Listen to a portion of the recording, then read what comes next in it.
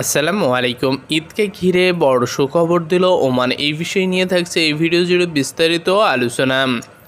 এবারের ঈদুল আজহার ছুটি নিয়ে বড় সুখবর পেতে যাচ্ছে ওমানের কর্মীরা। সম্ভাবনায় রয়েছে এবারের ঈদের ছুটি হবে 9 দিনের। ওমান ও সৌদির তরফ থেকে ধারণা করা হচ্ছে এবারের ঈদের প্রথম দিবস আগামী 16 জুন রোববার। সেক্ষেত্রে ঈদের ছুটি হতে পারে রোববার থেকে বৃহস্পতিবার পর্যন্ত। তবে বিশেষ ছুটির আগে ও পরে শুক্র শনি মিলিয়ে ছুটির দিনের সংখ্যা দাঁড়ায় 9 দিনে। তাই মোটামুটি নিশ্চিত কর্মীরা এবার 9 দিনের লম্বা ছুটি পেতে যাচ্ছেন। 30 বছর ধরে সঠিক অনুমান করার সুনাম রয়েছে ওমান অ্যাস্ট্রোনমিক্যাল সোসাইটির পর্যবেক্ষক প্রধান আব্দুল ওয়াহাব আল বুসাইদির।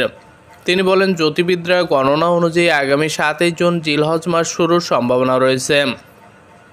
তাই আরাফাত দিবস 15 জুন এবং ঈদের প্রথম দিন হবে 16 জুন রোববার। প্রায় একই কথা বলছেন সৌদির চাঁদ দেখা কমিটির সদস্য ডক্টর খালেক জাক। এক ভিডিও বার্তায় তিনি 16 জুন ঈদ হবে বলে শক্ত ধারণার কথা জানিয়েছেন। ঈদুল আজহা মুসলমানদের সবচেয়ে বড় দুইটা ধর্মীয় উৎসবের একটি। বাংলাদেশ যা কোরবানি ঈদ নামেও পরিচিত।